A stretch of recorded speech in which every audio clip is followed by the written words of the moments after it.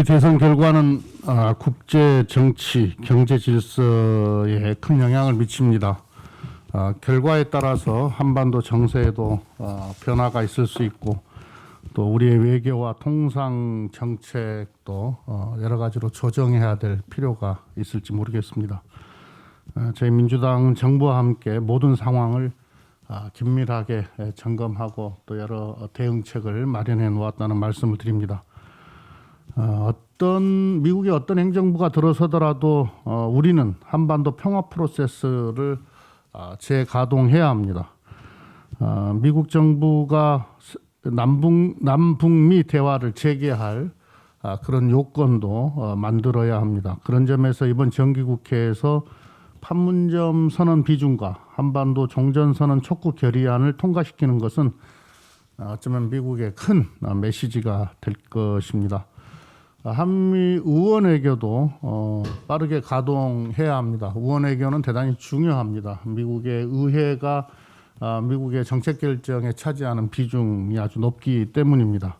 어느 후보가 백악관에 입성하느냐와는 별개로 한미 동맹은 강화되어야 되고 또 통상 교섭 채널 확보가 우리의 핵심적인 대외 정책입니다. 미국이 미국 우선주의와 신고립주의를 선택하든 다자주의와 선택적 개입주의로 회귀하든 당분간 미중 갈등이 지속될 가능성이 높습니다. 그래서 정부의 외교, 정부의 대응과 동시에 국회도 미국 의회와의 대화와 협력 관계를 확보를 해야 할 필요가 있습니다. 최대한 빨리 미국 의회와 한반도 정책을 논의하는 의원 외교를 추진하겠다는 말씀을 드립니다.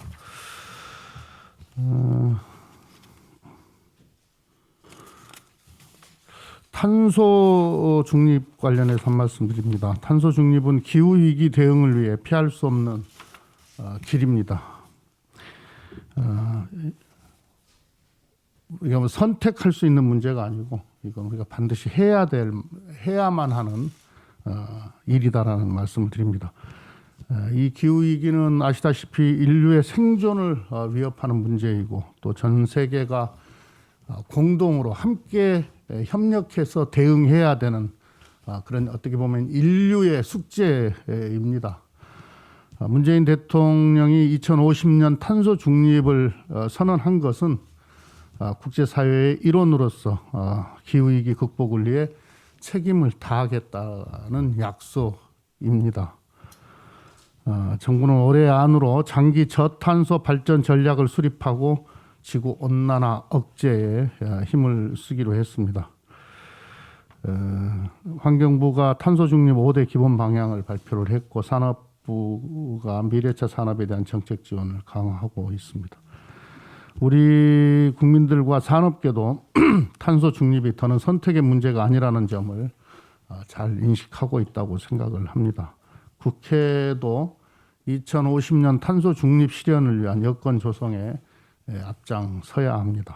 여야가 지난 9월에 기후위기 비상대응 촉구 결의안을 합의 처리한 바가 있습니다. 결의안에는 2050년 온실가스 순배출 제로를 목표로 저탄소 발전 전략을 수립하고 정부와 적극 협력한다라는 내용이 담겨져 있습니다. 저희 민주당은 이번 정기국회에서 탄소 중립 실현과 그린 뉴딜을 위한 여러 가지 법 개정을 포함한 관련 법 정비에 앞장서겠습니다. 그린 뉴딜 기본법과 기후변화 대응법을 제정하고 에너지 전환 및 분권법을 개정하도록 하겠습니다. 특히 그린 뉴딜 기본법은 기후 위기에 대응하는 동시에 산업구조 혁신과 새로운 일자리 창출에 기반이 될 것입니다. 아울러 내년도 예산안에 그린 뉴딜 관련 예산이 충분하게 반영될 수 있도록 하겠습니다. 2050년 탄소 중립 실현과 친환경 저탄소 경제로의 전환을 위한 길에 국민의힘을 포함한 야당도 적극 협력하고 또 함께 해줄 것으로 저는 기대를 합니다. 검찰 관련해서 한 말씀 드리겠습니다.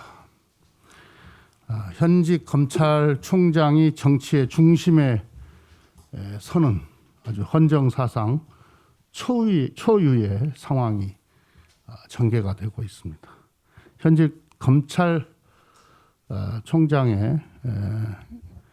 정치적 언행은 그 자체로 매우 위험합니다. 윤석열 총장은 자신의 말과 행동으로 인해서 사실상 정치의 영역으로 들어와 있음을 유념해야 합니다. 총장의 정치적 행위로 인해 검찰 개혁과 사법 정의를 실현하기 위해 묵묵히 직무를 수행하고 있는 대다수 검사들이 정치 소용돌이에 빠지게 될까 매우 우려스럽습니다. 살아있는 권력이기 때문에 수사해야 되는 것이 아니라 권력이든 아니든 지위 고하를 막론하고 비리와 부패가 있는 곳에 수사가 있어야 합니다. 그러나 표적 수사, 과잉 수사, 짜맞추기 수사는 검찰권 남용입니다. 더욱이 검찰권을 가지고 국정을 좌지우지하려 해서는 안 됩니다. 살아있는 권력에 대한 수사에 자고면하지 말아야 된다. 매우 맞는 말입니다. 그러나 이 발언은 윤 총장 자신에게도 적용되어야 합니다. 막강한 권한을 가진 검찰총장 또한 살아있는 권력입니다. 어쩌면 검사들에게 있어서는 가장 센 살아있는 권력일지 모릅니다. 그런데 검찰이 총장 가족과 측근에 대해서는 엄정하지 못하다는 지적이 있습니다. 또한 일부 특공검사의 비리와 부패는 은폐되고 있다는 비판도 있음을 인식해야 합니다. 검찰의 권한 남용과 자의적 법 적용을 민주적으로 통제하고 일부 특권 검사들의 비리와 부패를 감시하는 것이 검찰 개혁입니다. 윤 총장은 오해받을 수 있는 언행에 대해서 유의하고 진정한 검찰 개혁에 협조해야 합니다. 그것이 진정으로 국민에 충성하고 검찰을 사랑하는 길입니다. 이상입니다. 코로나가 이렇게 무서운 줄 몰랐습니다. IMF 때보다도 더 힘들었습니다. 그런데 지역사랑 상품권 또 그때그때 해주셨던 추경으로 인해서 고비고비를 넘어갈 수 있었고 희망도 생겼습니다.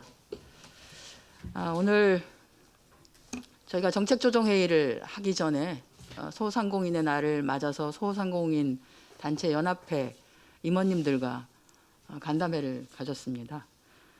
거기에서 김경배 한국지역경제살리기 중앙회장께서 이런 말씀을 해주셨습니다. 오늘 오신 분들이 주신 말씀 중에 소상공인들을 위해서 올해 코로나19 사회적 거리두기로 인한 직접적인 피해를 가장 많이 받았습니다만 그럼에도 불구하고 정부가 해주었던 추경과 그리고 지역사랑 상품권 때문에 버틸 수 있었다라고 하는 말씀을 많이 주셨습니다. 그래서 내년에도 지역사랑 상품권이 확대되는 것에 대해서 큰 기대를 가지고 있다는 말씀을 해주셨습니다. 지금 예산 논의가 진행되고 있습니다.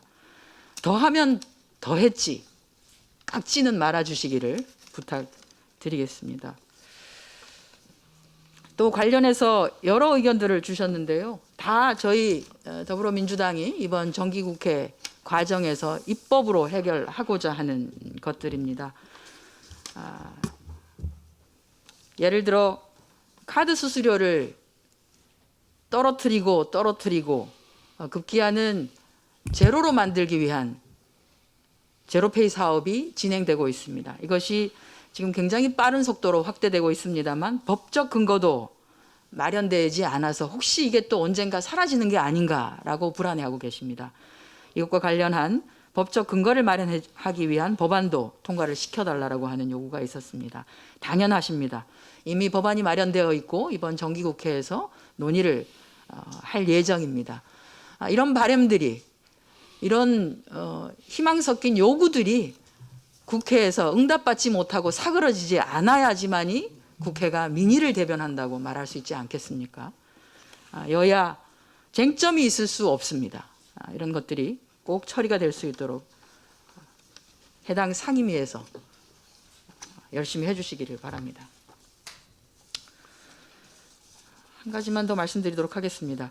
올해 처음으로 인구주택 총조사 항목에 반려동물이 포함됐습니다. 이는 우리 사회가 인간의 삶과 함께하는 동반자로서의 자리매김한 반려동물에 대한 사회상을 반영한 것이기도 합니다. 그런데 반려동물 수의 증가와 더불어서 동물학대 사건 역시 급속도로 증가하고 있고, 또 하나는 그 행위도 무척 잔혹해지고 있다는 것입니다.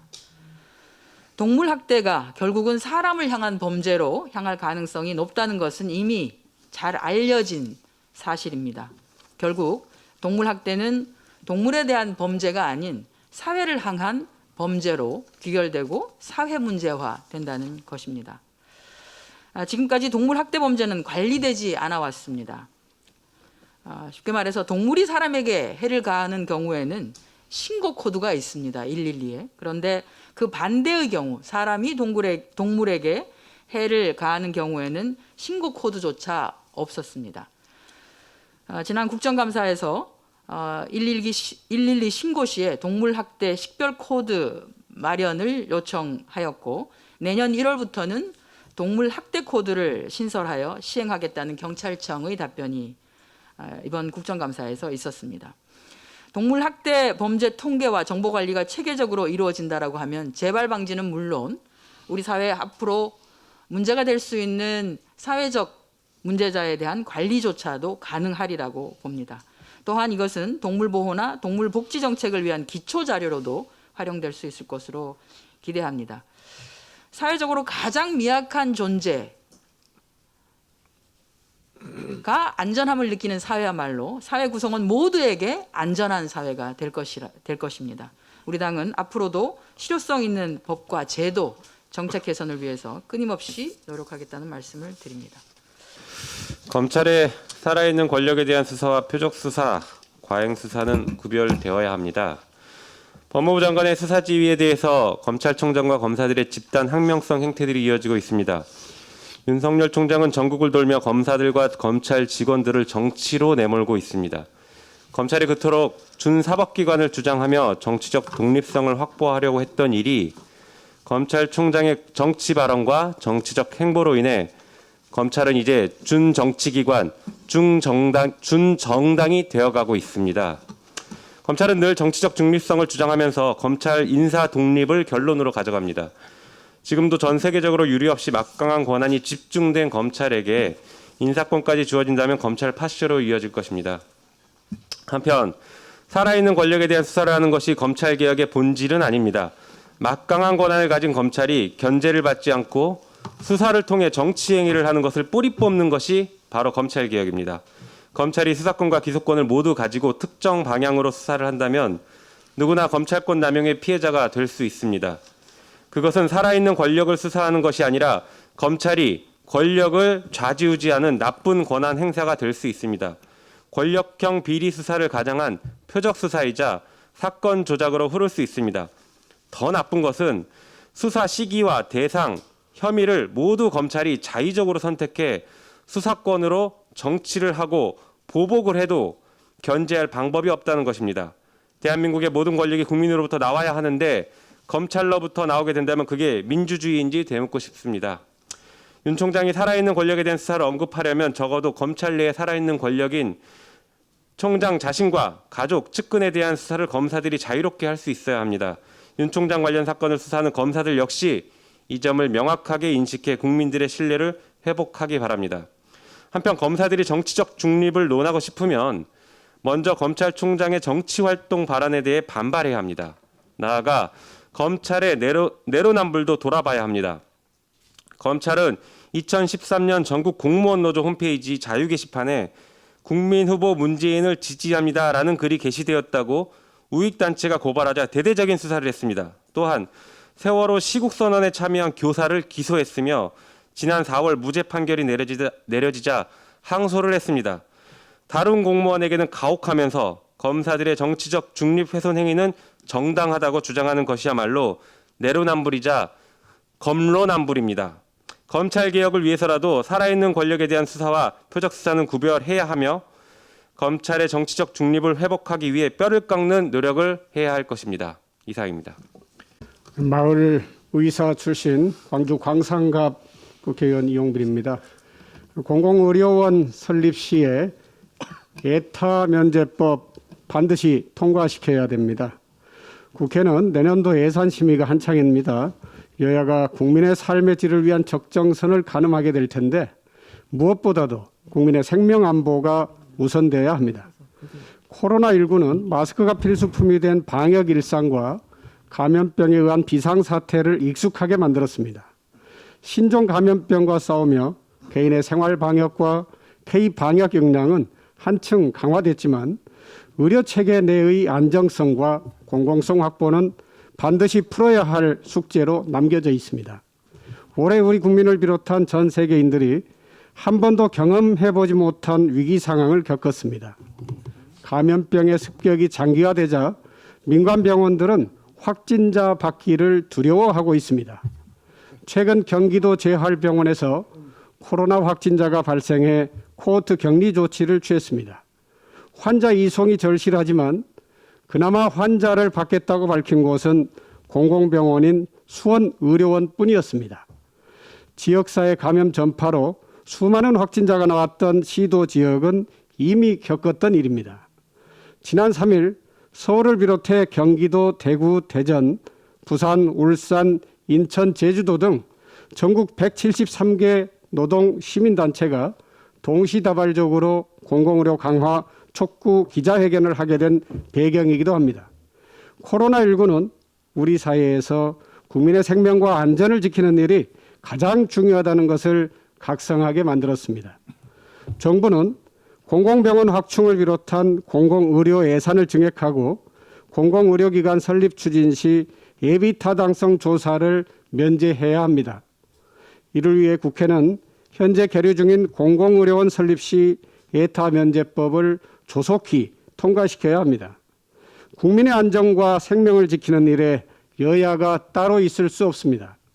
공공병원과 공공보건 인력의 확충, 공중보건 서비스 강화를 위해 공공의료원 설립 시 예타 면제법이 연내에 통과될 수 있도록 제 정당의 협조를 당부드립니다. 이상입니다. 먼저 코로나19로 인한 어려움 속에서도 경영활동에 최선을 다하고 계신 대한민국 소상공인 여러분께 이 자리를 빌어 감사와 격려의 말씀을 드립니다. 코로나19 상황이 안정세로 접어들면서 경기 회복의 조짐이 보이고 있습니다. 2020년 10월 소상공인 체감 경기 지수는 78포인트를 기록해서 전월 대비 23.1포인트 상승했습니다. 지난 1년을 놓고 보면 코로나19가 잠시 주춤했던 올해 5, 6월에 이어서 세 번째로 높은 수치입니다. 그러나 여전히 전년 동기 대비 90%에 머무르고 있습니다. 정부는 소비 진작을 위한 정책도 추진하고 있습니다. 지난 30일부터 코로나 재확산으로 잠정 중단했던 숙박, 여행, 외식 할인권을 재지급하기 시작했습니다. 9개 주요 카드사를 통해서 주말에 외식 업소를 3번 이용하고 각각 2만 원 이상을 결제했을 경우에 네 번째 외식 때 1만 원이 할인되는 캠페인도 진행 중입니다.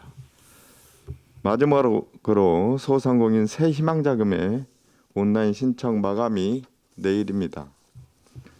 새 희망자금 총 예산 3조 3,072억 중에서 어제까지 73.8%인 2조 4,396억 원이 집행되었지만 아직 혜택을 받지 못하는 소상공인들이 계실까 걱정됩니다.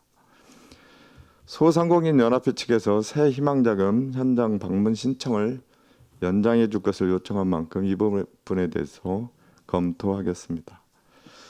앞으로 우리 더불어민주당은 홍익표 의원이 발의한 상권 내몰림 방지를 위한 지역 상권법 제정과 이동주 의원이 발의하신 소상공인 간편 결제를 위한 소상공인법 등 소상공인을 위한 체감 가능한 정책을 꾸준히 마련해 나가겠습니다. 오늘 소상공인의 날이 대한민국 경제 반등의 계기가 되기를 기대합니다. 이상입니다.